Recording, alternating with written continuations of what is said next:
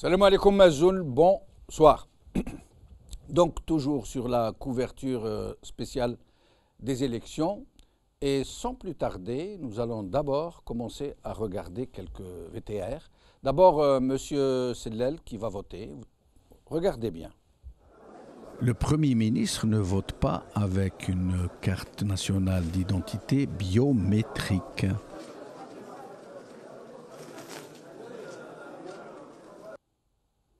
C'est le Premier ministre qui n'utilise pas de carte biométrique.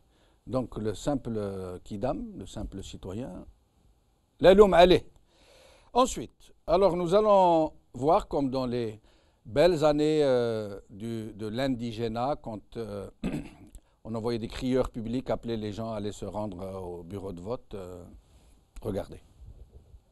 ماذا فينا نخرج نفوروا هذا الفيلاج تاعنا ويخرج على من بغينا كيما نبغيو حنايا ليسونسيال الصوت تاع الصندوق ما يخرج حتى في بلاصتك يا جماعه لازم نخرجوا نفوتوا خير من نرجعوا نصوتوا لا لا هي الهضره نخرجوا نفوتوا يا جماعه الورقه تاع الفوطه في الخزانه تفوتوها ولا نروح ونفوتوا ولازم نروحوا تطوع هذا الفيلاج تاعنا ونفوتوا على من بغينا نورمال.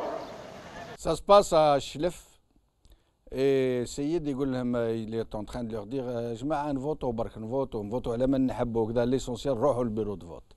Et à propos de bureau de vote, nous allons voir voter le chef de l'État lui-même. Regardez. Observez bien, nous avons face à nous un isoloir. Un électeur est censé s'y trouver. Seul ne peut être accompagné dans un isoloir qu'une personne infirme qui n'a pas la possibilité de mettre elle-même et toute seule le bulletin dans l'enveloppe. Alors, observez.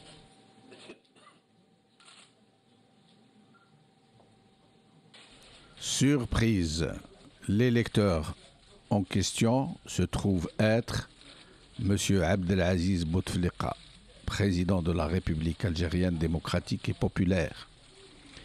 Il est accompagné d'une personne à l'intérieur de l'isoloir. Il reconnaît donc publiquement qu'il est infirme. Il le reconnaît publiquement devant les caméras. Maintenant, observez encore. L'électeur est censé mettre l'enveloppe dans l'urne seul, sans se faire aider, sauf s'il est infirme, invalide. Et là, c'est un enfant, même pas un adulte, qui met l'enveloppe dans l'urne à sa place. Et là, nous allons citer l'article 45 de la loi 10-16 portant régime électoral. Tout électeur atteint d'infirmité, le mettant dans l'impossibilité d'introduire son bulletin dans l'enveloppe et de glisser celle-ci dans l'urne, est autorisé à se faire assister d'une personne de son choix.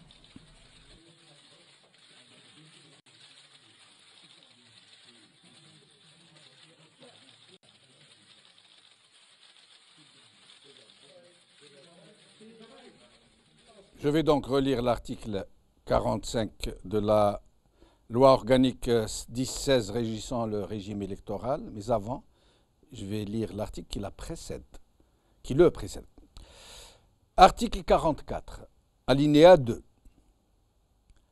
À son entrée, je cite, à son entrée dans la salle, l'électeur, après avoir justifié de son identité par la présentation aux membres du bureau de vote de tout document officiel requis à cet effet, prend lui-même une enveloppe, un exemplaire du ou de chaque bulletin de vote et sans quitter la salle, doit se rendre à l'isoloir et mettre son bulletin dans l'enveloppe.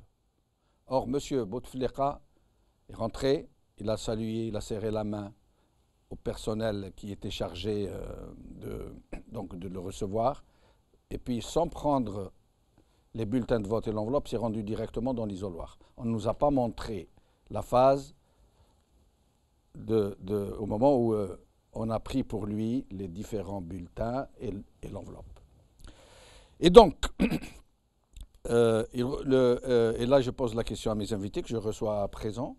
Monsieur Sami Ossaddiq, coordinateur général d'Ibtikar, merci d'être avec nous. C'est moi qui vous remercie, c'est Jamal. Mourad Dehna, coordinateur général du mouvement Rachad, merci d'être avec nous, Mourad. Nous sommes censés être rejoints bientôt par Mostafa Bouchachi, avocat et homme politique algérien. Mourad Dehna, est-ce que c'est une quasiment déclaration publique d'infirmité que vient de nous délivrer M. Bouteflika? Malheureusement, ce n'est pas la première contradiction apparente et flagrante qu'étale ce pouvoir. Bouteflika, de toute façon, il est connu depuis des décennies maintenant. Son rapport avec la loi, qu'elle soit fondamentale, la Constitution ou les lois qui régissent le pays, sont clairs. Il est au-dessus des lois. Pour quelqu'un qui se permet d'amender une constitution en quelques heures sur des problèmes essentiels des équilibres politiques, je pense qu'il va passer outre ces considérations de la façon de voter ou qui mettrait ou pas une enveloppe dans l'urne. Tout ceci, en fait, ce qui importe pour lui, enfin, ou ce qu'il représente lui en tant que personne, c'est que soit donnée l'image d'une fête qu'ils présentent eux comme étant une fête électorale et que le président a voté. Alors tout le reste, je pense que ce soit sa relation par exemple avec le Parlement, il va voter aux élections parlementaires. Nous n'avons jamais vu Bouteflika s'adresser aux élus. Donc je pense qu'il a une relation de mépris envers d'abord un peuple, parce que quand celui qui est censé être le garant de la Constitution et des lois, les lois même les plus, je dirais, secondaires qu'elles soient, même si c'est des questions de détails techniques ou dans la forme, il, en fait, lance un message clair aux citoyens lambda, qui est que nous ne vivons pas dans un état de droit. La loi, la Constitution, toutes les lois sont en fait des recueils qu'on classe dans une librairie ou dans une bibliothèque, mais qui en fait n'ont aucune valeur vis-à-vis du pouvoir en place. Mais Mourad, quand vous en parlez comme d'une personne tout à fait normale, qui l'a méprisé les gens, qui refuse de s'adapter, de respecter les dispositions légales en la matière. Vous pensez vraiment que c'est lui qui méprise les gens, que c'est lui qui décide de faire ou de ne pas faire Moi, j'ai toujours été de l'avis que c'est lui et qu'il ne faut pas le dédouaner. Parce que je ne suis pas du tout dans la configuration où on dit « oh le pauvre, on fait pour lui, on le manipule, ce n'est pas lui qui gouverne ». Jusqu'à preuve du contraire, il a été mis à ce poste, il a été élu, si on veut être plus légaliste, chose qui n'est pas mon avis sur ce plan-là, parce qu'on se rappelle tous dans quelles circonstances il a été choisi en 1999, mais jusqu'à preuve du contraire, il est le chef de l'État de facto et il faut lui faire porter la responsabilité à lui personnellement de toutes ces dérives. Mais vous ne laissez pas la proie Absolument pour l'ombre. C'est à lui parce que vous ne dédouanez pas ceux qui le tiennent en otage, ceux qui s'en servent. Parce que moi, je suis un légaliste et je respecte la constitution de mon pays, même si elle a été bafouée. Pour moi, il est censé être le garant de la Constitution. Si pour une raison X ou Y, il ne peut pas l'assumer, il doit être honnête envers les citoyens, l'affirmer clairement et s'en aller chez lui, comme il l'a dit une fois. S'il n'est plus en état de le faire. Je pense que tant dans ce cas, ça serait une chose extrêmement grave. Mais c'est le cas. Mais je ne veux pas le croire. Parce que, si vous voulez, ça serait pour moi plus le dédouaner et en faire une victime qu'un acteur essentiel aujourd'hui. Sami Ossaddiq, sur la même question.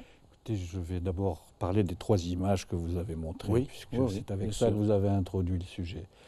Mais écoutez, je vous dirai quoi de neuf. 1, nous savons tous que le pouvoir, cette fois-ci, a mobilisé tous les moyens possibles, gouvernementaux et non gouvernementaux, pour cette élection. C'est quand même... Oui. Donc, pour eux, c'est quelque chose qui... Et pris toutes les précautions. Mais bien évidemment, cela va de pair, bien souvent. Deuxièmement, que le président de la République est en mauvaise santé pour le moins. Nous le savons. En effet. Ouais, on est d'accord. Hein. La troisième chose que je relèverai, vous me parlez de la Constitution et des lois. Oui, je ricane un peu. Mais est-ce un état de droit pour vous référer à ça? Notre Constitution ne libère pas. Chez nous, la loi ne libère pas, elle opprime. Elle n'est opposable qu'aux faibles, la loi. Elle n'est pas opposable aux forts. Ça, je vous dirais qu'il n'y a rien de nouveau sous le soleil. Cette situation, effectivement, ce dont on vient de parler, perdure dans le temps.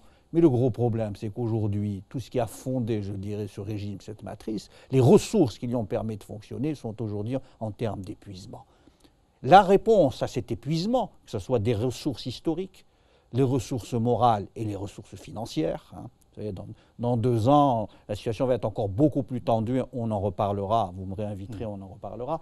Aujourd'hui, le pouvoir essaye d'une certaine façon de continuer et encore plus de passer en force, en disant ça fait 2 ans que la restructuration du pouvoir a fait que la règle qui a été choisie, c'est nous allons passer békom ou la bla békom.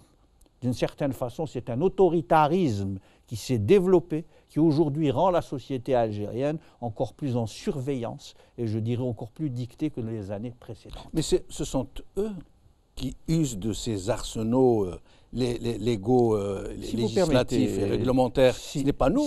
Donc c'est pour ça que moi je Jamal, m'accroche à ce genre de détails. Mais c'est pour ça que je vous ai dit, elle est opposable aux faibles, d'abord.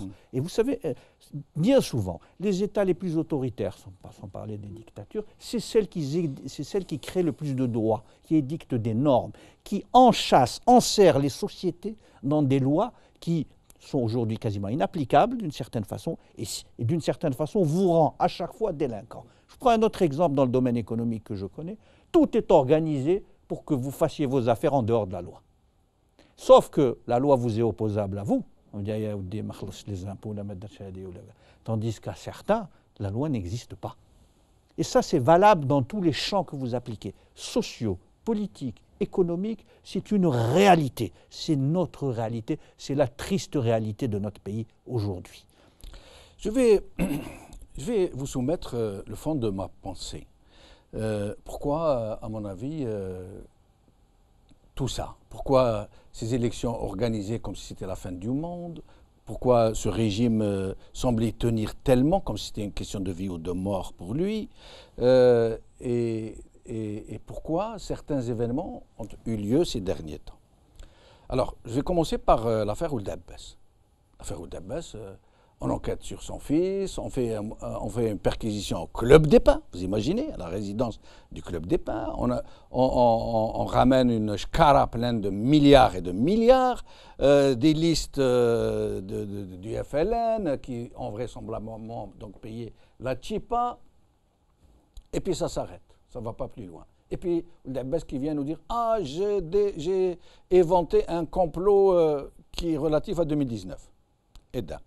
De deux, un autre détail qui converge un peu aussi vers là où je veux vous emmener, est que le ministre des Habous donne instruction aux imams de faire un prêche un certain vendredi pour appeler les gens à aller voter, pour les menacer des flammes de l'enfer s'ils n'y vont pas. Et puis, brutalement, brusquement, soudainement, on ne sait pas ce qui s'est passé, 95% des imams refusent d'obtempérer. Et certains ont été jusqu'à avancer que c'est un sursaut de conscience, que c'est... Bon, pour ceux qui connaissent un peu ce genre de pratique des imams, comment ils font, il n'est pas question de sursaut de conscience. Beaucoup de gens ont pensé que donc un contre-ordre est venu d'une source qui est plus importante que le ministre. Et puis, notre point, celui, soudain aussi, qui est arrivé, de Gaïd Saleh, qui nous annonce que les militaires ne voteront pas dans les casernes. Ce qui comment dirais-je, ce qui prive le vivier électoral, le potentiel, d'un bloc acquis par avance, et qu'on peut mettre où on veut, hein, en masse. Et donc, ça nous a mis la puce à l'oreille et nous nous sommes dit que peut-être qu'au cœur du régime, il y avait des forces qui tentaient d'empêcher que ces élections n'aient lieu. Et pourquoi? Peut-être que parce que, je vais vous lire l'article 102 sur l'empêchement. Lorsque le président de la République, pour cause de maladie grave et durable, se trouve dans, je vais vous lire une partie seulement, se trouve dans l'impossibilité totale d'exercer ses fonctions, le Conseil constitutionnel se réunit de plein droit et après avoir vérifié la réalité de cet empêchement par tous les moyens appropriés, c'est-à-dire les médecins, propose, beaucoup de gens pensent que le Conseil constitutionnel met en branle l'empêchement. En fait, il propose à l'unanimité, déjà il faut l'unanimité au sein du Conseil constitutionnel, au Parlement de déclarer l'état d'empêchement. Et le plus beau est à venir. Le Parlement siégeant en chambre réunie, c'est-à-dire tout le Parlement se réunit, déclare l'état d'empêchement du président de la République à la majorité des 2/3.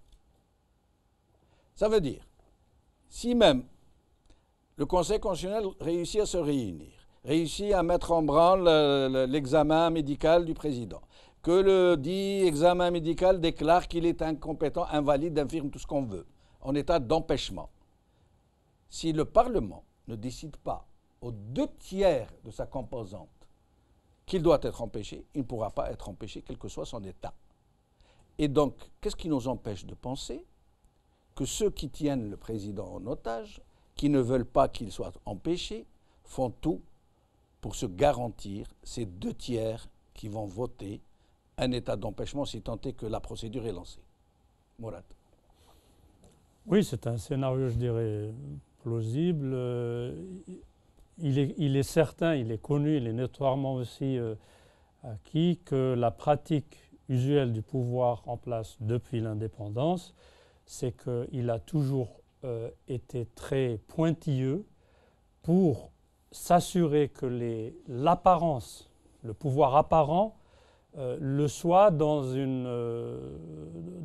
certaine mesure acceptable, si ce n'est aux yeux d'une certaine partie des citoyens, tout au moins aux yeux du monde extérieur. C'est pour ça qu'on a des élections, on a un semblant d'institutions qui fonctionnent de temps à autre, et il est clair qu'ils ne peuvent se permettre, surtout vu, comme l'a dit Sirk, la situation claire et nette de l'état de santé d'Abdelaziz Bouteflika, que son empêchement est une possibilité concrète qui peut venir d'un jour à l'autre. Il est donc tout à fait normal que ceux qui tiennent à ce qu'il reste au pouvoir s'assurent que certains mécanismes techniques, comme ceux que vous avez cités, ne puissent pas être actionnés par un tel ou un autre. Et encore une fois, donc que ce soit les choses que vous avez mentionnées, prise de position de Gaïd Salah ou autres, on revient encore à cette fameuse lutte de clans. Donc ce n'est toujours pas l'état de droit qu'on souhaite tous pour l'Algérie, c'est-à-dire un État avec des institutions élues, etc., une référence claire et nette aux lois fondamentales et autres. Nous ne sommes pas dans ce cas de figure. Et ce qui fait que pour des opposants comme nous, le problème de fond qui se pose aujourd'hui, c'est de dire que toute la matrice ou la structure actuelle qui gère ce semblant d'État, et j'insiste, ce semblant d'État n'a pas de raison d'être.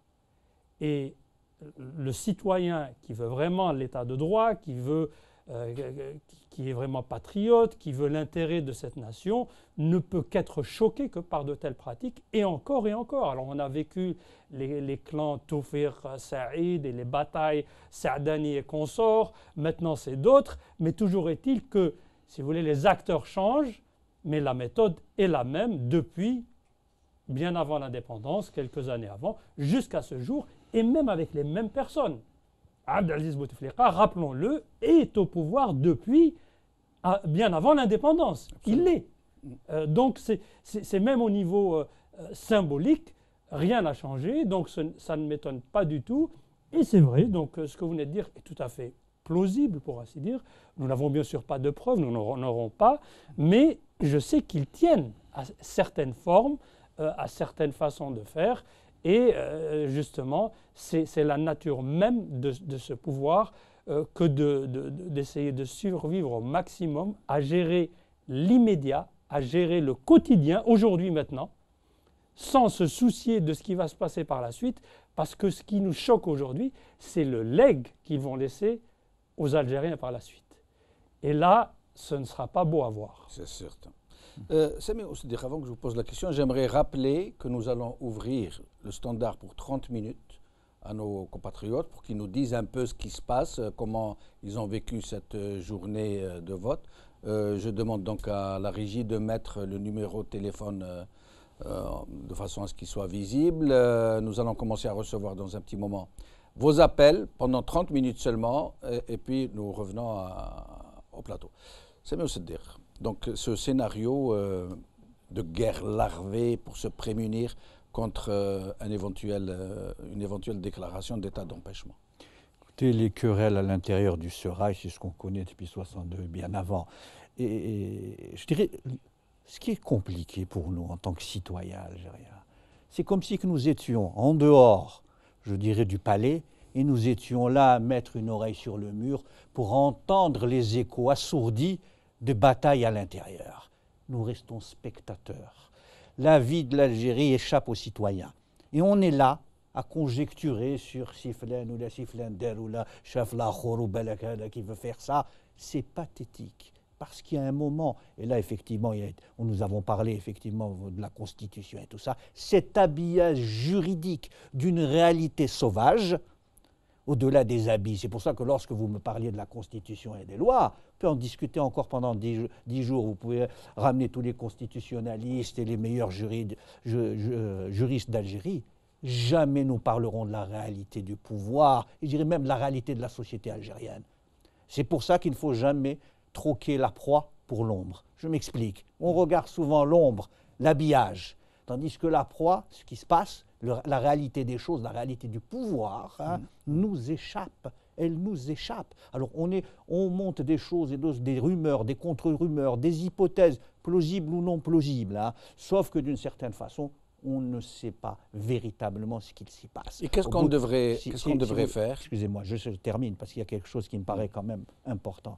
Nous sommes indépendants depuis combien de temps? Je pose la question. Vous avez la réponse. Un peu plus de 50 ans. Voilà, vous avez la réponse.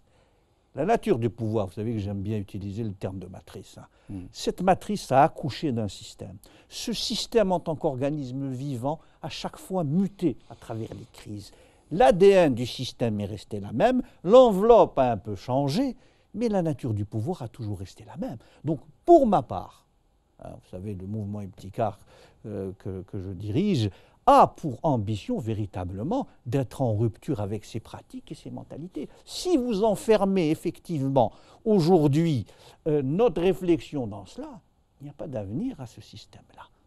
Et juste un point sur effectivement la question de la légitimité vis-à-vis de l'intérieur et de l'extérieur. À l'intérieur, très franchement, ils se maintiennent depuis l'indépendance sans avoir besoin de grande légitimité, depuis en tout cas un certain temps. Mais vis-à-vis de l'extérieur, je crois qu'on ne corrèle pas quelque chose qui me paraît très important. L'état aujourd'hui des finances publiques algériennes est un état déplorable. L'Algérie va être exsangue dans 2 ans, au maximum. Aujourd'hui, à la fin de cette année 2017, le fonds, je dirais, des recettes va atteindre 0. Or, ce fonds-là permettait d'équilibrer, je dirais, les finances publiques. Déficit budgétaire, balance des paiements, je sais que c'est un peu technique, mais je vais juste dire ce qui permet à l'Algérie de vivre. C'est fini. On attaque les réserves cette année.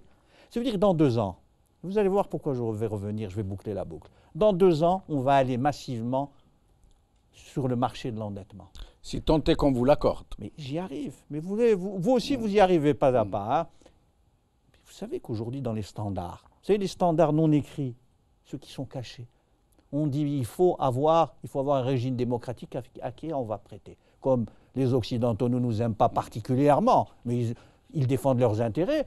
Mais écoutez, si vous pouvez mettre une légitimité, entre guillemets, internationale, en disant on a organisé des élections, on est un pouvoir, ça va vous ouvrir certains canaux. Mais malheureusement, je crois que cela ne suffira pas.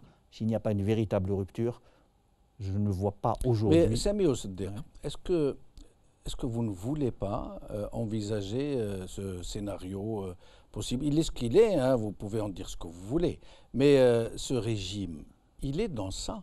Il est dans la manipulation, il est dans la lutte des clans, il est dans un partage des brisés et des chasses gardées, il est dans une distribution de la rente, il est dans une fuite effrénée vers l'avant, qu'on le veuille ou non. C'est la situation. Le fait que ce régime ne tienne pas compte de ses propres lois ne change rien à l'affaire.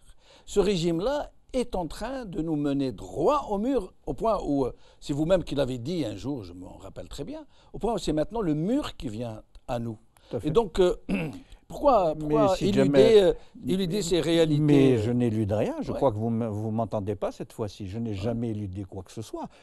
Vous émettez une hypothèse, je ne me suis pas déterminé sur cette hypothèse. Je vous dis malheureusement, compte tenu du fait que nous ne savons que très peu de choses, non pas sur les règles de fonctionnement, sur la distribution de la rente et tout, on pourrait y passer encore une fois beaucoup de temps, mais sur les querelles intestines du sérail, nous en avons des échos. Moi, je ne dis pas que vous avez tort. Je vous dis que malheureusement aujourd'hui, nous sommes aujourd'hui réduits à poser des hypothèses sur lesquelles nous n'avons pas, je dirais, de substance pour les étayer ou les écarter. Non, mais le fait de les éventer, ou de faire comme si nous voulions les éventer, parce qu'on n'a pas d'autre choix que de spéculer.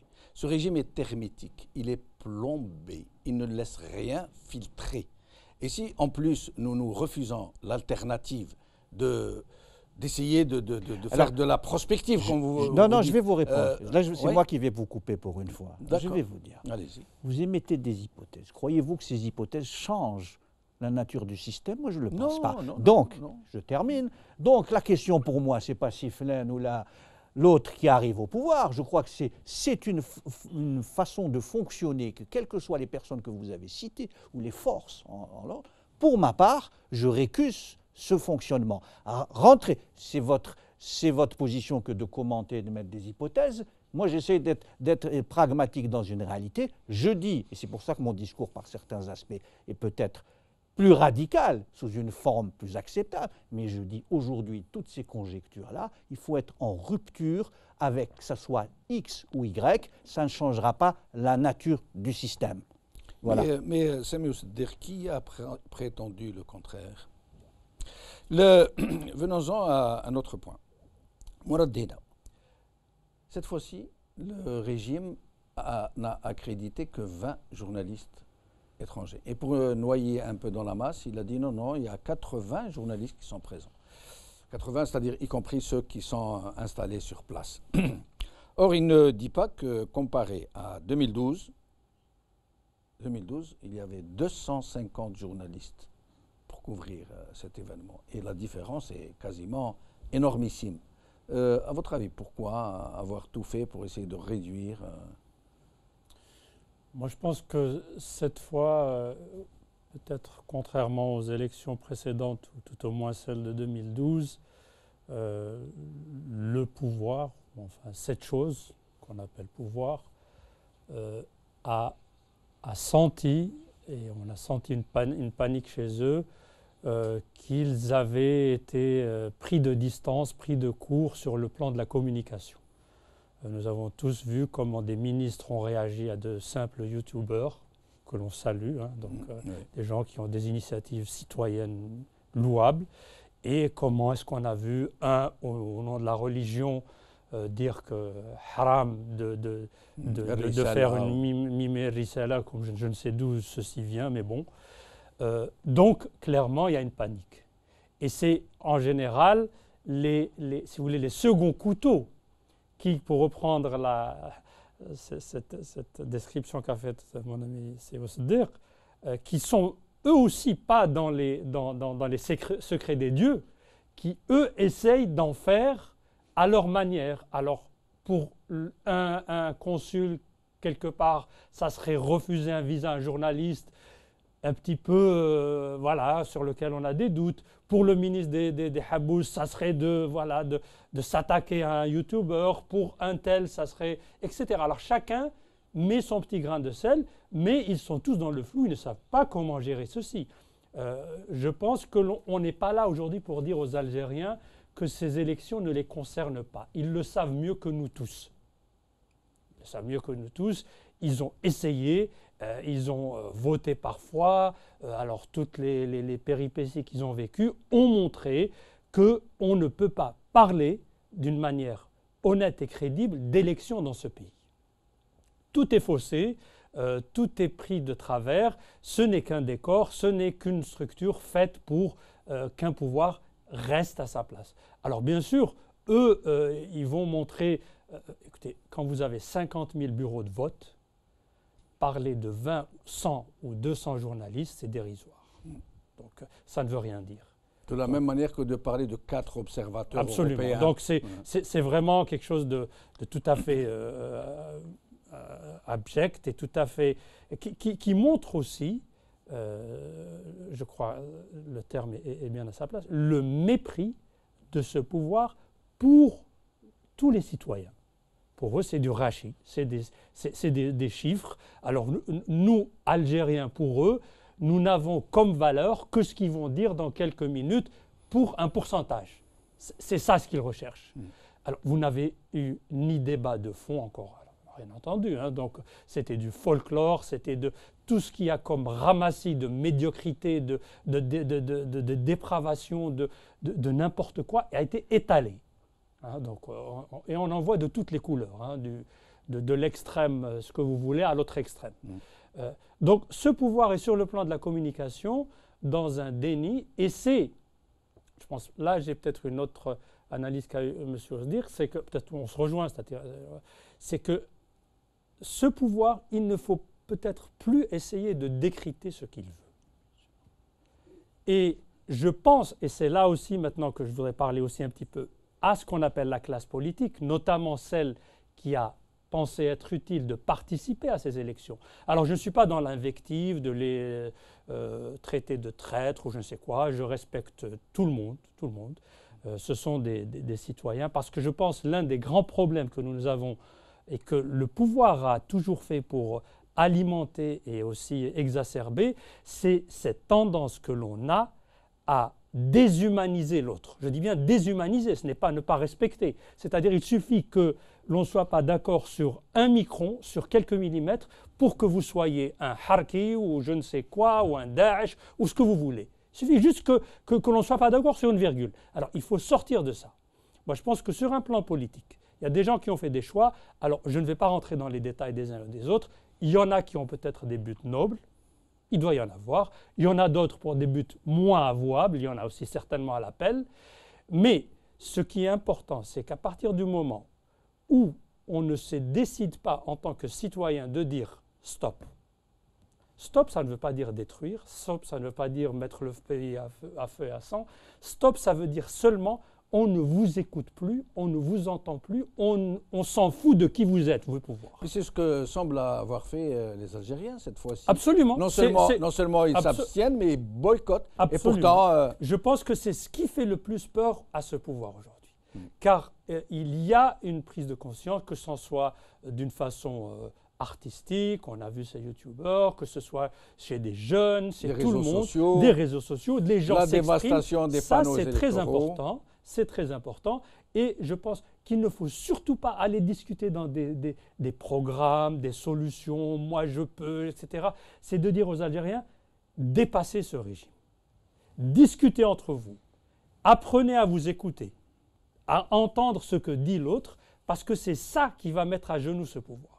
Et nous allons écouter Faisal Mattawi qui est avec nous, qui va peut-être pouvoir nous donner quelques chiffres et son constat de ce qui se passe sur le terrain. Faisal Mattawi, merci d'être avec nous. Bonsoir Jamel, à vous, amis téléspectateurs. Merci. Alors Faisal, qu'est-ce qui se passe dans le pays? J'étais ce matin en tournée dans les bureaux de vote à l'est d'Alger, c'est-à-dire le Sendil, le Harrach, le Kalitous, Barakbi, Bab Souar, plusieurs quartiers, plusieurs bureaux de vote, centres de vote. Le constat que j'ai fait, du moins jusqu'à presque 15 heures, était qu'il y avait une abstention claire. C'est-à-dire, j'oserais parler d'abstention, mais je pense d'absence. Les bureaux étaient désertés. Donc, par exemple, un bureau de vote à Babzouar, qui est l'un des plus gros d'Alger, c'est 30 000 inscrits dans ce bureau de vote. C'est dans la cité Smaïl Bsah. À 15 heures, il y a sur 30 000 inscrits, 400 ont voté. C'est-à-dire 1,3%, c'est-à-dire rien du tout. Alors que dans le même bureau, un responsable me dit que le taux de participation est de 13%. Vous pouvez faire le calcul. Alors que je suis passé par les bureaux et j'ai parlé avec les personnes d'ailleurs accueillantes et professionnels j'ai vu donc un peu le vote, j'ai vu aussi des contrôleurs de partis, pas tous les partis, qui m'ont dit que les élections se déroulent normalement, mais les gens ne viennent pas voter. Donc ça c'est un peu constat fait dans une partie d'Alger, pas dans toute Alger, bien sûr, pas dans toute l'Algérie. Je pense que ça a traduit une tendance, je ne sais pas si c'est une boycott, parce qu'il faut faire la différence entre boycott et abstention, et habituellement les élections législatives ont toujours marqué Djamel par cette abstention, rappelez-vous, en 2012 et en 2007. Je ne sais pas si c'est la même tendance, mais j'ai demandé aux personnes qui étaient en charge de ces bureaux de vote de faire un comparatif. La plupart ont travaillé dans les élections de 2014 et 2012, et toutes les personnes ont dit que l'abstention cette fois-ci ou la participation cette fois-ci est beaucoup plus faible par rapport à 2012. Donc c'est un constat fait ce matin. Maintenant pour le taux de participation, je vois qu'il est en train de galoper. Il était de 4,1%, 10 heures passé à 15,3% et là il est passé à 35, il me semble aux dernières nouvelles.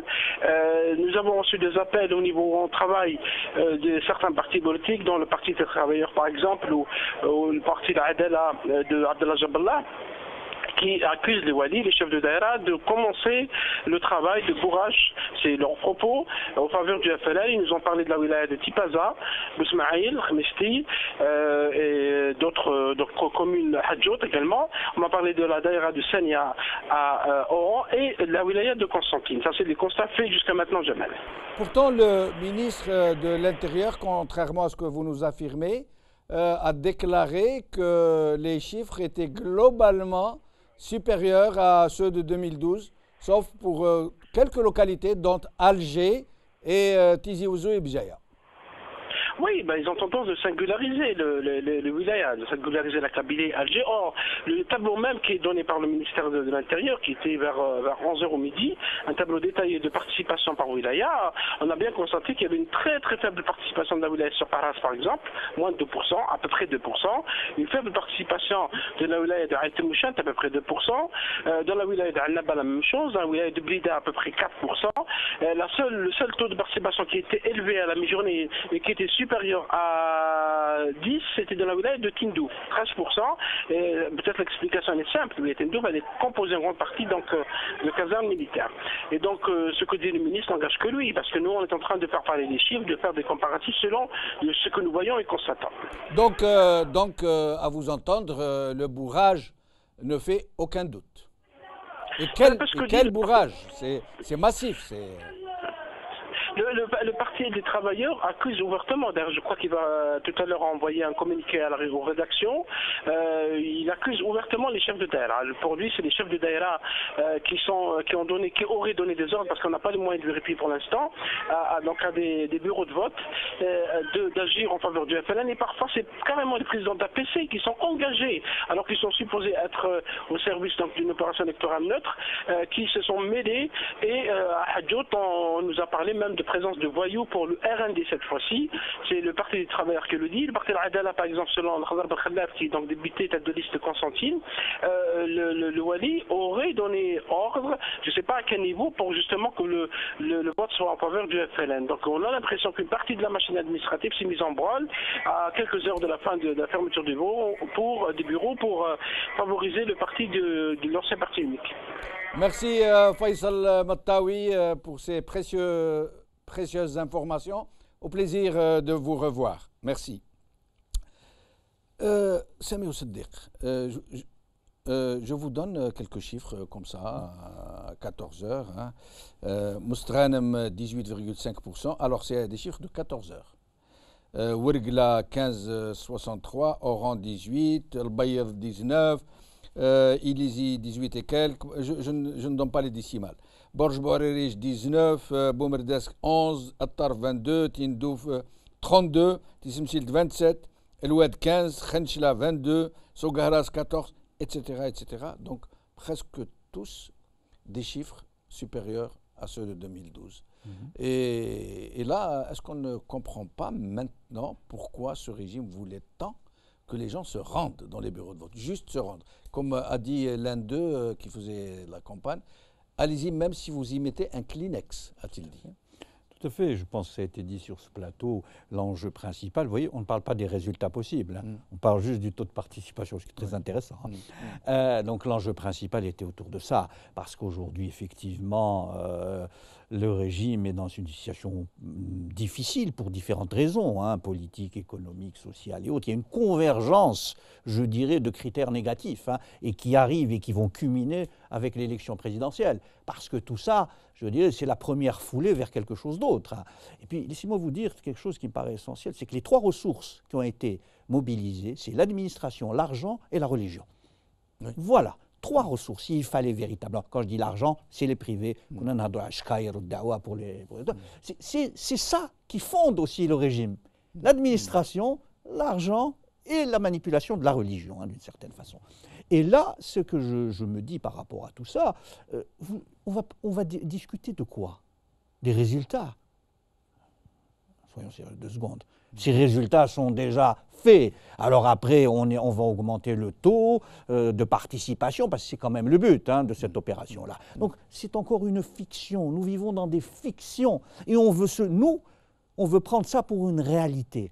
Et je dirais que ce qui se passe à nous, on n'a pas assez d'éducation citoyenne. C'est la citoyenneté. Aujourd'hui, faire de la politique en Algérie, d'abord, ça passe par les citoyennetés. Et j'entends bien souvent le fait que politique, on ne veut pas faire de politique, on ne veut pas se mêler. Malheureusement, je dis à tous ces gens-là, ça ne va pas être possible. N'oublions jamais qu'un des rôles de la politique, c'est de pouvoir régler pacifiquement des antagonismes dans une société. Si vous éliminez la politique, mais vous savez par qui qui prend la place de la politique? Oui. C'est la violence. C'est la violence. Mais Sami Oussedder, cette fois-ci, justement, si tant est que ce régime annonce des chiffres dont tout le monde sait à l'avance que c'est des chiffres obtenus par le bourrage des urnes, vous pensez que ça va passer comme une lettre à la poste, comme d'habitude, que les gens vont se résigner, se dire bon, ils ont l'habitude, allez, bon, on est reparti pour une autre législature, c'est pas grave. Écoutez, je pense qu'il y a quelque chose qui tétanise la société algérienne. Il y en a plusieurs, mais celle-ci, c'est l'avenir. C'est aujourd'hui la perte de ressources. Les gens ne savent pas comment ils vont vivre dans 2 ans. Alors il y a une façon, je dirais, de tourner le dos, je dirais, à la politique. Et puis, vous savez aussi bien que moi que la sécession, je dirais, une faisal, entre la société civile, du moins le peuple, le citoyen, pour faire simple, et la société politique, est quelque chose de consommé depuis déjà bien longtemps. Or, aujourd'hui, moi je dirais, il faut faire très attention à quelque chose. Une des raisons de ces élections, et surtout d'avoir permis à tous ces partis d'aller aux élections pour être redistribués comme on redistribue la rente, c'est de permettre de continuer à atomiser une opposition. Ça, c'est un enjeu important, parce que vous savez, la politique est un rapport de force. S'il n'y a rien d'organisé, de structuré, avec un projet pour faire face à ce que nous avons aujourd'hui comme pouvoir, eh bien je pense que la situation sera encore compliquée.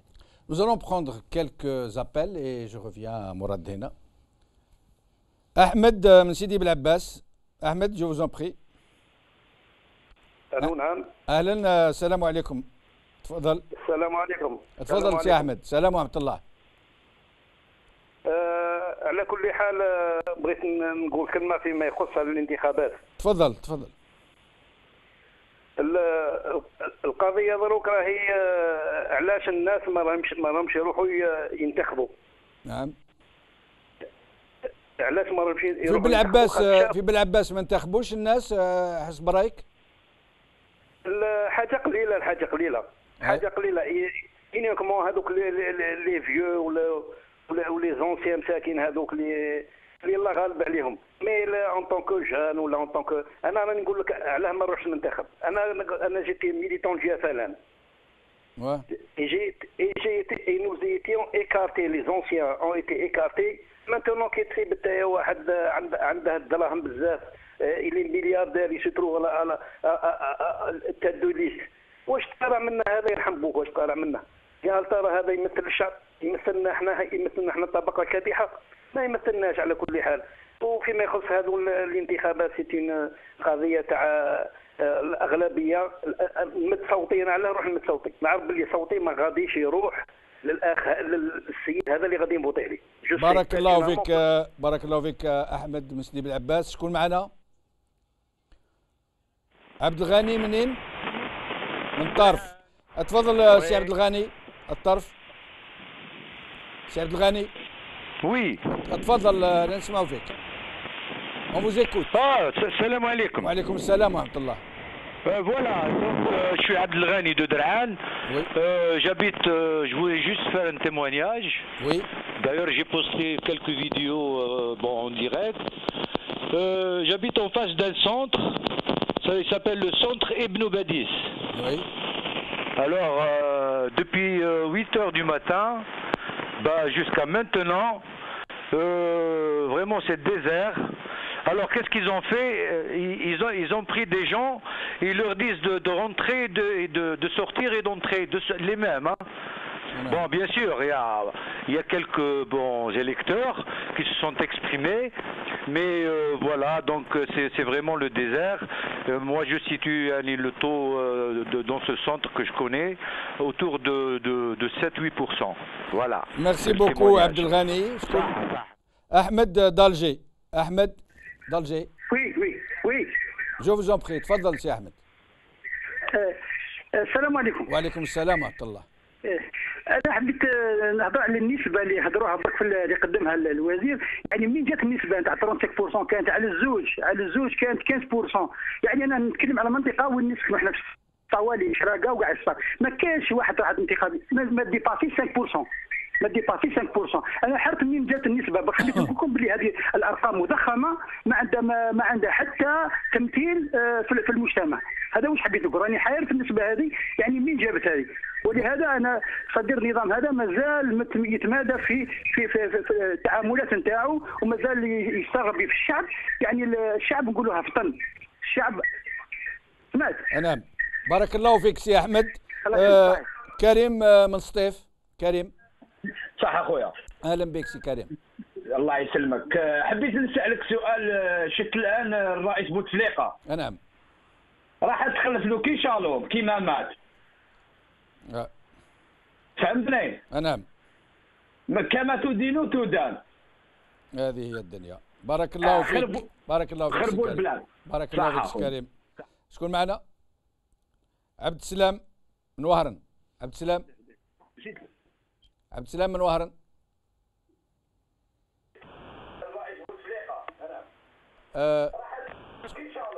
وي الو. شكون؟ باهية من فرنسا. وي سي سا وي. اهلا بك باهية، مرحبا بك. سلمك خويا. انا حبيت نقول لكم هذا العام هذا لي كونسولا لي امباساد ils ont pas envoyé de courrier pour le vote. Pourquoi? Oui, dites-nous. Oui, parce que je voudrais bien savoir pourquoi qu'on vote pas en France, nous. Tout simplement parce qu'ils sont incompétents. Ils ne demanderaient pas mieux que de vous envoyer 2 fois plus qu'une. Sauf que oui, parce que là, quand même, on est quand même des citoyens algériens. On voudrait bien être comme eux, quoi. Vous auriez voulu aller voter? Bien sûr. Oui, écoutez... Je vote, normalement, je vote chaque fois qu'il y a le vote, je vote au consulat. Il faut faire une réclamation en bonne et due forme. Ok, parce que là, franchement, c'est pas gentil. Hein. Merci Bahia. Citoyenne algérienne. Merci Bahia, merci. Alors, est-ce qu'on معنا؟ من فاروق من الواد. فاروق. السلام عليكم اخي في الاسلام الوطني. السلام عليكم. وعليكم السلام، اهلا بك. تفضل. الله يسلمك اخي. حبيت نشارك معكم في هذه النقطه، هذا في الموضوع هذا. تفضل. نسبه المشاركه اللي اعلنها النظام ما كانش منها ضعيفه بزاف. الناس اللي شاركت فيه انا وانتخبت فيه انا، الناس المدنيين حوالي 40 ولا 35 واحد، واغلب الناس حوالي 1000 ولا 1000 وشي هما عسكريين، وخرجوا للاقتراع بالسيف. انت بالسيف تشارك في التصويت وتحاسب البطاقه.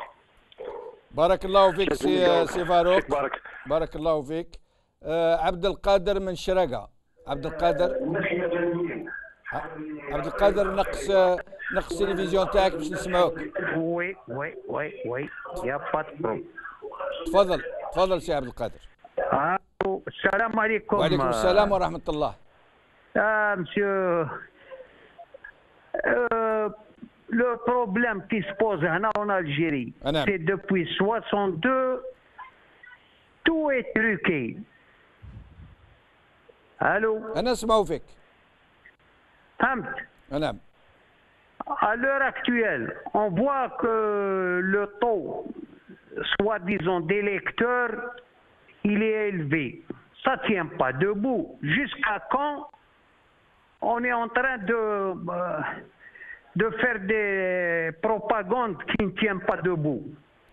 Et quelle va être la réaction des Algériens? Est-ce qu'ils vont accepter sans rien dire? Est-ce qu'ils vont s'organiser? Est-ce qu'ils vont... لو سمحت. نعم تفضل. À l'heure actuelle, on n'est pas unis. نعم. Le jour qu'on sera unis, on n'aura plus besoin des individus pareils. بارك الله فيك. معنا محمد من وهران. ماذا بيا الخوة بصفة يعني de préférence des interventions plutôt brèves pour permettre aux gens d'intervenir. Il y a beaucoup de gens qui attendent. محمد من وهران. نعم. تفضل سي محمد. صحيح. تفضل سي محمد. أنا أسمع فيك. أنا أسمع فيه. نعم تفضل جو زيكوت. أليزي. السلام عليكم اخويا. السلام عليكم اهل المغاربيه. وعليكم السلام خويا. اهلا بك. مرحبا بك. يا خويا راني باغي نهضر على الكارثه هذه اللي قال لك 37% تاع الاشتراك تاع الانتخابات. هنا في وهرنا كارثه كارثه كارثه. كاع المكاتب خاويه. ما كاش تقول انت رمضان الدنيا كاع ما كاش رمضان. ايوا راه يقول لك 37% ما كاش حتى 10% في وهران. بارك الله فيك خويا محمد. عبد الرحيم من قسنطينة. عبد الرحيم قسنطينة. الو راني نسمع. تفضل سي عبد الرحيم انا نسمعو فيك. ربي يحفظك اخويا. راح نشارك معكم في الامور هذه تاع الانتخابات هذه. نعم تفضل. يزيد فضلك راهي ما عندها حتى صحه. راهو الناس ما فوطاتش هنا في قسنطينه. الناس عادي خلاص لي زيكول فرغانين ما كان والو. راهم يبالغوا راهم كرهونا يا خويا من 62 وما يكذبوا على الشعب هذا يا خويا. بارك الله فيك خويا عبد الرحيم. بارك الله فيك. راهو ما كان ربي يحفظك. راهي ما كانت حتى مشاركه موحدهم تاع رواحهم بيناتهم. راهم يفوطيو تاع رواحهم ما كان حتى فوط لنا في قسنطينه. بارك الله فيك. معنا ابو علاء الدين. ضياء الدين. ابو ضياء الدين من مسيله. تفضل. أمين. السلام عليكم. وعليكم السلام. اهلا بك. مساء النور. يا اخي الانتخابات هنا في المسيله راني نشوف فيها ما كان والو. راه الشعب راه في دارو حاكم دياره مسخانه. راه ما كانش حتى نسبه. راه غير يقول لك كاينه مناسبه نسبه الاشتراك في ولايه المسيله 16 وكذا. راه ما كانش منها. الشعب بكل ما حبها. شوف الاغلبيه الشعب والله ما فوتا. ونزيد نقول لك عمو نزيد نقول لك واحد المعلومه. نعم اخي العرب نقول لك كلمه. هذا السي عبد الملك سلان كما قال يقول يروح تنوض مرته تعطيه بالعصا. احنا الشعب احنا عندنا كرامه وعندنا شرف وعندنا نسائنا وبناتنا واولادنا محترمين نساهم ورجالاتهم. الحمد لله يا ربي عندنا نساء ولاد الاصل هما اللي راهم قاعدين الجزائر لدروك. الشعب الجزائري متلائم. وزيد نقول لك واحد الحاجه الشيخ. احنا الشعب متلائم عايش من هذا ماناش معيشتنا الدوله ولا معيشنا. نزيد نقول لك حاجه. رانا في اضطهاد. اكبر نسبه امن داخلي في العالم وكل الجزائر. يخلعوا في الشعب. اسرائيل ما عندهاش كما رانا هنا مضطهدين سياسيا، مانيش هي قال عنصيا ولا زيد له في الماء، زيد له في الغاز، زيد له الشعب فاق. خلاص راحت عليكم. ونزيد نوجه النداء لعبد الملك سلالة. انا عندي ماء وعندي خالتي يخافوا من ربي اولى من اي حاجه، ويحبوا البلاد. وعندنا كاع رانا الشعب الجزائر اكره اولاد شهداء اولاد مجاهدين، وداروا لنا لفلان وداروا لنا ربي دار لنا 60 حزب وانتم درتوا لنا 100,000 حزب. ينعلوا بليس خلاص. بارك الله فيك بارك الله فيك. اخطونا خالتي. بارك الله فيك. السلام ورحمه الله. رزقي من حاسم سعود. رزقي حاسم سعود. نعم. رزقي من حاسم سعود، نقص التلفزيون تاعك من فضلك. هيا اوكي داكو. هيا تفضل سي رزقي تفضل. Bon, je m'adresse à monsieur Sidi Jamal Ben Chennoub. Bonsoir. Bonsoir, أهلا بك. Bon, je voudrais m'exprimer Sidi Jamal يعني على حسب واش راني في الدار على بالك. أيوه تفضل. وبصح من الصباح وراني كنت j'étais en train de constater la ville de ce qui se passe au niveau de la ville de Hassim Saoud. Oui. Mais vraiment, il faut me croire qu'il y a personne يكذبوا على الشعب، ما كان حتى واحد.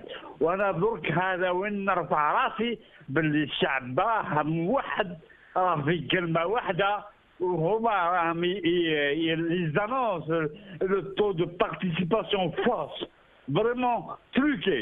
vraiment من 62 لليوم راهم يكذبوا على الشعب، وهي ما كانش منها. اليوم صح سي فري اكد باللي الشعب الجزائري موحد اوني ان شاء الله بربي يقعد كيما راه، يقعد كيما راه وما يتبدلش ويقعد في كلمه واحده.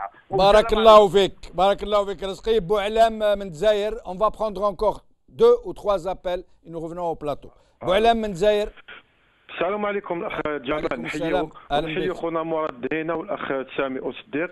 يا الاخ جمال كما قال لك الاخ من قبيله، حتى العاصمه راهي هنا تقول رمضان، الحوانت كاع مغلوقين والمكاتب ما فيهم والو، والشعب يعني الاغلبيه تاع الشعب راهم يروحوا يعني قدام البعيد شويه على المكاتب باش الناس كما نقولوا تحرص من بعيد، لان يدخلوا للداخل. علاش؟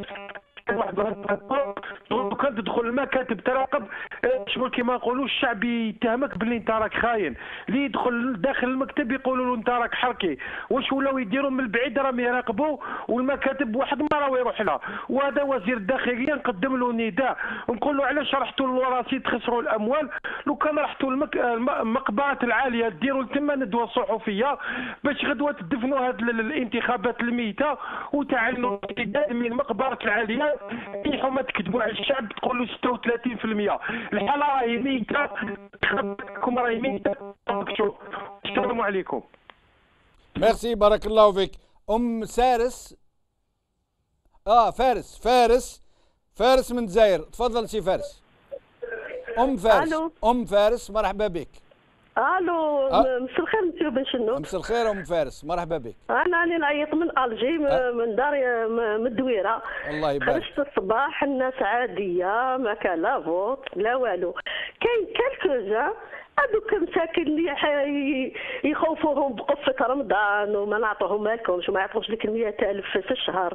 هذوك مساكن الغلابه تاع الصح شفتهم خارجين كالكوزا، ما كان ني فوت ني والو، فاقوا الشعب وفقنا لهم. انا تفاصوا من المشفى الامام تاعك توجور يا ديبيتي يا وزير يا في المجلس الامه يا كرهنا منهم.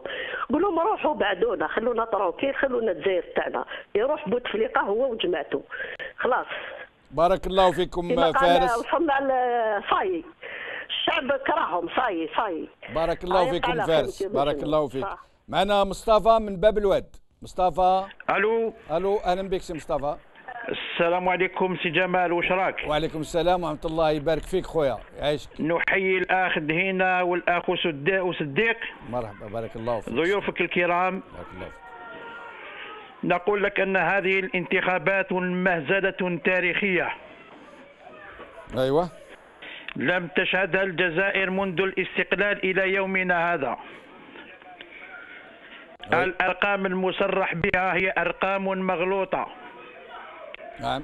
لا تتعدى النسبة 90%، استغفر الله، 0.90%، يعني أقل من 1% من الانتخابات. عزوف شعبي لم تشهده الجزائر منذ تاريخ استقلالها إلى يومنا هذا.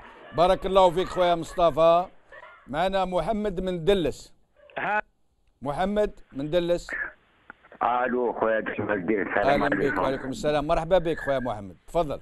اهلا بك. اسمع اخي المحترم وصحابك المحترمين اللي راهم معك، قول له هذه تاع 62 غير فوتوها. 62 رجال ولي زوم حطوهم الماكيله بطيطه جيم الوراث نتيجي بزو حكموا البوفوار تقلبت الحكايه في 65 ونولي لك للديبيتيه. يا اخي المحترم 5 سنين ما بدلش كوستيمي بدل القانون في الجزائر. والسلام عليكم وبقى على خير. وعليكم السلام ورحمه الله.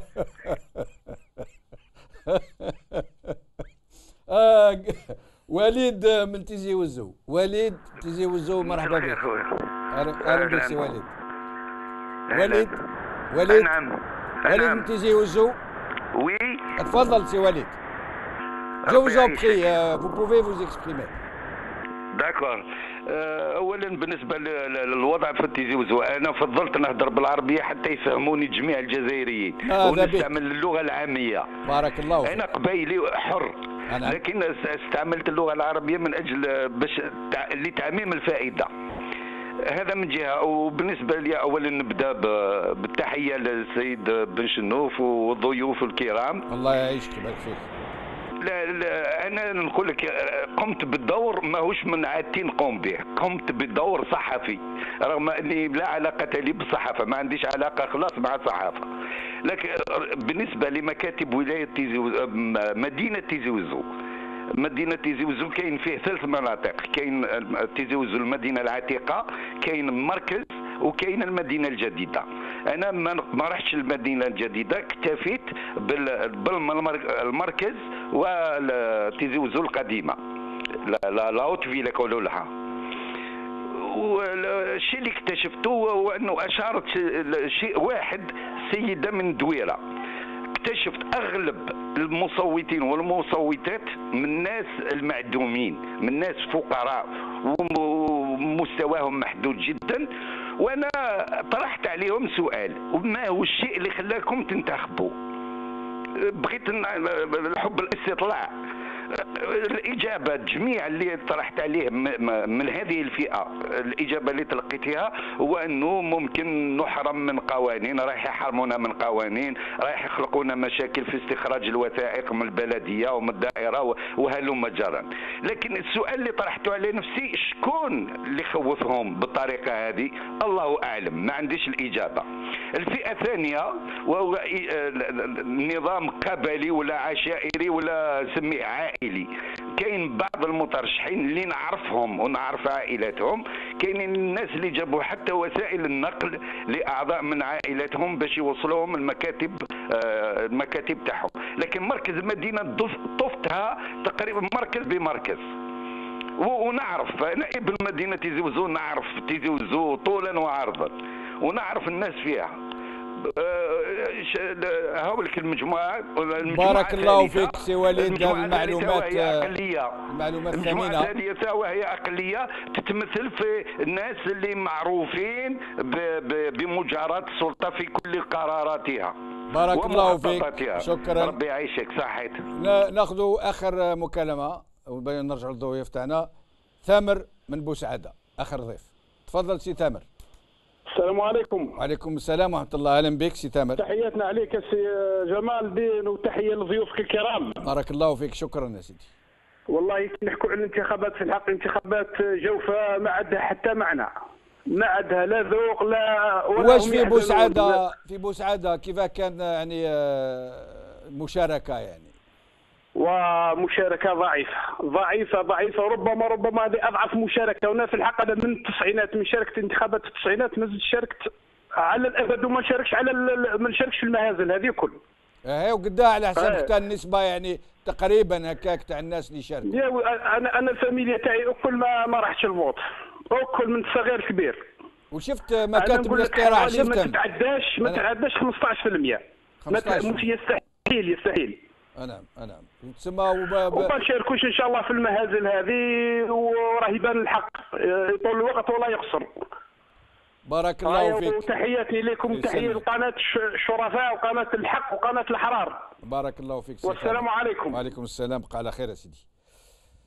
مرد هنا سي كومام امبرسيونون. حبيبنا رزقي تاع حسي مسعود قالنا je suis fier, je suis très fier de ce peuple. Jamais je n'aurais imaginé un tel enthousiasme, une telle adhésion. Je ne me rappelle pas des mots, je cite en substance. Hein, ça veut dire, et moi aussi je suis très fier. Quand je vois, c'est partout la même chose. Partout il y a une abstention, un boycott plutôt. Les Algériens ont boudé massivement ces élections, mais les chiffres du ministère de l'Intérieur ne sont pas en phase avec ce que nous sommes en train d'entendre en direct de la part de nos concitoyens. Non, tout d'abord, en ce qui concerne les chiffres du ministère des Intérieurs, il faut le dire dès maintenant, il faut les ignorer, car nous savons que ce ne seront que des chiffres qui n'auront qu'un seul but, c'est de donner une crédibilité à ces élections selon la version que veut véhiculer le pouvoir. Donc, moi, je ne pense qu'il n'est pas du tout utile ni opportun de voir est-ce que c'était 39 ou 48 ou 62 ou 18. Tout ça ne changera rien. Hein.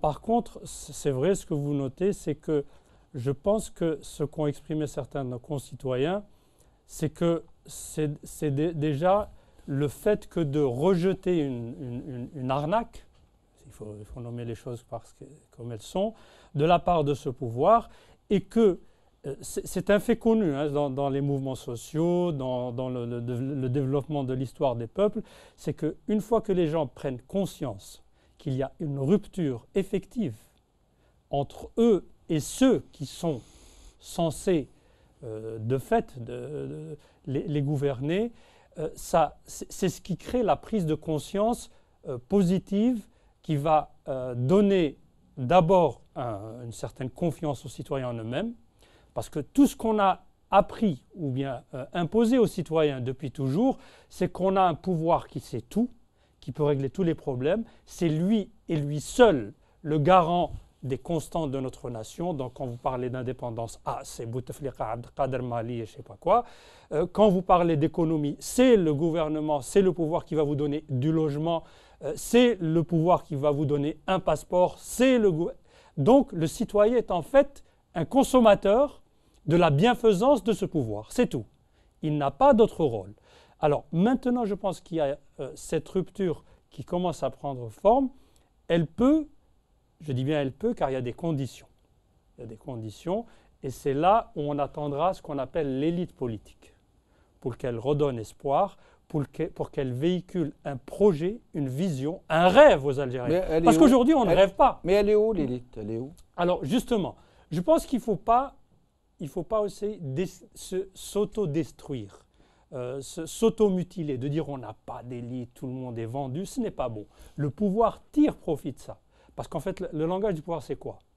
Nous connaissons les méthodes du DRS à l'époque, de Saïd Bouteflika ou de ce que vous voulez. C'est d'essayer de coopter les gens, de les faire rentrer dans leur giron, de les discréditer vis-à-vis du peuple, et puis par la suite dire, mais écoutez, vous voulez qui? C'est aussi ce que dit le pouvoir militariste. N'oublions pas toujours cette dichotomie entre le civil et le militaire. Le militaire, le dernier petit sergent qui peut se permettre donc d'humilier le politicien quel qu'il soit, parce qu'il y a toujours cette hiérarchie, le militaire d'abord et le civil après, et que les gens, en fait, on le voit, pour eux, la chose politique est une chose sale, voilà, pour le commun des Algériens, alors que ça devrait être totalement l'opposé. Le citoyen doit s'accaparer le politique, et on doit pouvoir lui dire, en fait, le politique, c'est quoi? C'est comment est-ce que toi, tu veux que soit gérée l'école où ton enfant va étudier, l'hôpital où toi ou ta famille allez vous soigner, comment est-ce que sera gérée ta sécurité nationale ou locale. C'est toutes ces notions-là qui sont mises de côté. Et je pense que maintenant il y a cet espoir. Moi, je pense qu'il faut savoir faire naître l'espoir à travers cette situation de rupture en disant aux citoyens, écoutez, ce pouvoir, de toute façon, il va partir. Ne serait-ce que pour des raisons biologiques, de génération. Maintenant, à nous, citoyens, de sortir de ces guerres de clans, de ce cadre imposé par le pouvoir. Il y a des gens honnêtes en Algérie. Il y a un espoir. Nous avons un peuple qui peut aller de l'avant. Est-ce que des gens comme vous, qui êtes dans cette disposition d'esprit, qui appartenez à une mouvance politique, est-ce que vous pensez qu'il est possible pour toutes les autres mouvances qui ne sont pas de la vôtre de pouvoir s'unir enfin? C'est comme un peu si la maison était en feu et qu'on ne choisisse pas ses pompiers. Est-ce qu'il est possible aujourd'hui de créer une sorte de synergie entre toutes les forces en présence, les forces saines bien sûr, s'entend? Est-ce que vous pensez que c'est possible? Moi je pense que d'abord c'est nécessaire, c'est pas que c'est possible. Parce qu'on ne peut pas construire un État, un pays avec certains et en ignorer d'autres. Moi je pense que et c'est ça où on doit, si vous voulez, démêler cette filature qui s'est emmêlée en Algérie. Tout le monde dit « Ah, on ne peut pas s'unir ».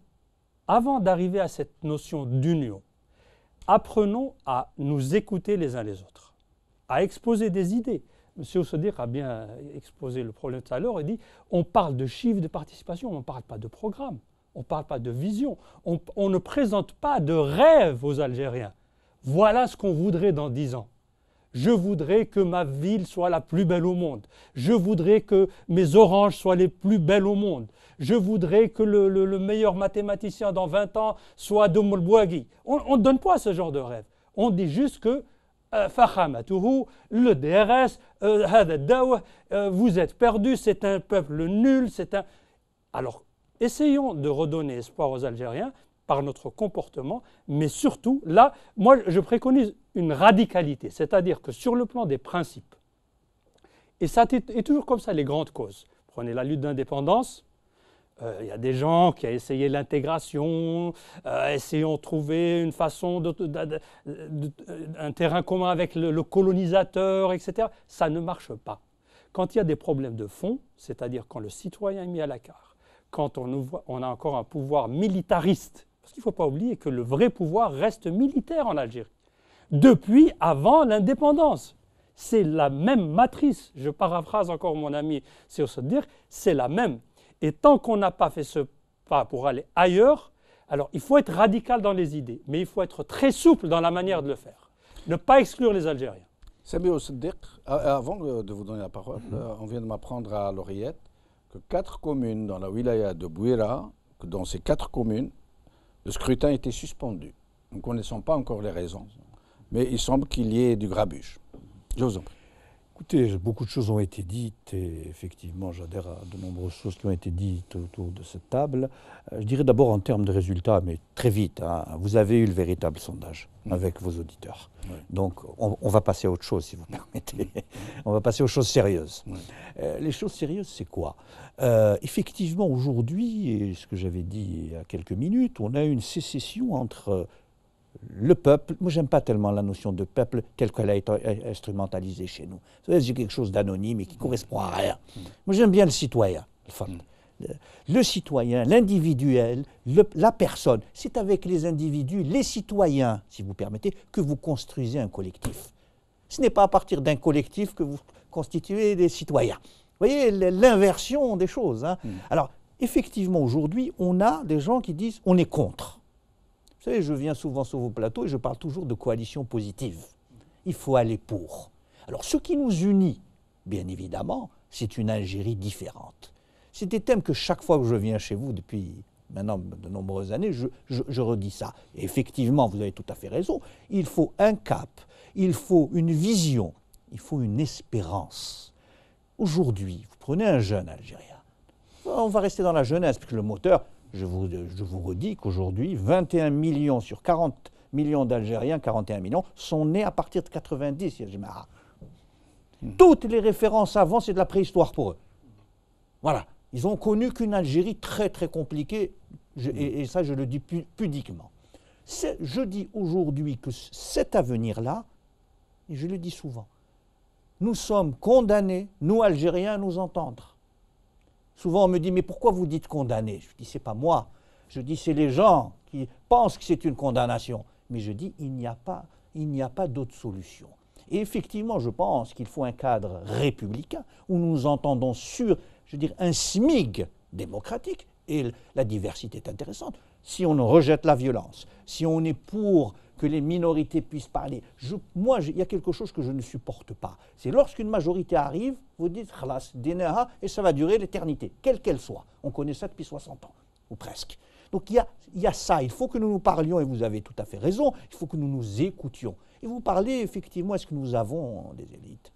Je dirais que, avant d'aller de l'élite, c'est quoi? C'est une classe qui a une conscience d'elle-même. Nous avons des gens brillants. Il y en a beaucoup. Il y en a encore beaucoup plus qu'on ne le pense. Et un des enjeux, c'est que ces personnes-là brillantes deviennent une élite qui a conscience d'elle, de son rôle historique dans la construction et le développement d'une Algérie meilleure. Vous savez, moi je milite pour un projet qui est le mien, mais sur lequel on peut d'une certaine façon trouver beaucoup d'articulation avec de nombreux acteurs. Si nous continuons dans la politique qui a été celle qu'on a inoculée, et quand je parle d'inoculation, je parle de virus, c'est celle de la méfiance de tous envers tous, de savoir qui vous manipule, qui vous manipule, et bien disant, qui me manipule, il ne faut plus qu'on se parle. Il n'y a plus d'Algérie possible si on reste dans cette culture de l'opacité, de la méfiance. Et effectivement, le pouvoir a, je dirais, d'une certaine façon, asservi une partie de l'élite, et l'autre en a fait des courtisans. Il reste encore une autre partie, je dirais la partie saine, qui est là, hein, et qui est à la disposition, je dirais, de l'Algérie qui arrive, celle que nous devons construire. Et je vous parlais de l'avenir d'une certaine façon, c'est que ces élections-là, à quoi elles servent? Tout le monde le dit, à constituer une majorité solide pour le prochain président de la République. Vous voyez? Ou pour maintenir l'actuel. On va dire le prochain, c'est peut-être le même, mais vous savez, moi, les noms ne m'intéressent pas, c'est la logique du système qui m'intéresse. Les noms, c'est pas ça qui va changer la nature du système. Et ça, je repèse mes mots, si nous ne sommes pas capables, tous avec nos différences, à partir de valeurs que nous défendons, tous en commun, cette Algérie que nous voulons, moderne, avec nos valeurs ancestrales, avec, je dirais, cette solidarité, mais le respect de chacun dans sa différence. Et le refus, le bannissement de la violence. Non pas juste de la violence physique, bien évidemment, mais même de la violence des rapports sociaux. Celle qui a été inoculée. Nous sommes une société violente. C'est à ce dessein que je n'ai pas utilisé le mot boycott. J'ai utilisé le mot non-participation, qui est la même réalité. Mais je pense que nous, si nous n'amenons pas de l'apaisement, mais de l'apaisement qui est guidé par une volonté de faire, avec des véritables valeurs et en se disant nous irons contre en bâtissant quelque chose, je dirais c'est là le véritable enjeu pour nous. Merci Samio Siddiq, merci Mourad Hina. Dommage que nous n'ayons pas pu avoir Moustapha Bouchachi, j'espère que nous pourrons l'avoir demain avec nous. Merci à vous tous, amis téléspectateurs qui avez appelé, qui nous avez donc éclairés sur ce qui se passe dans le pays. Merci à vous tous qui avez suivi cette émission. Bqaw ala khair, bislama.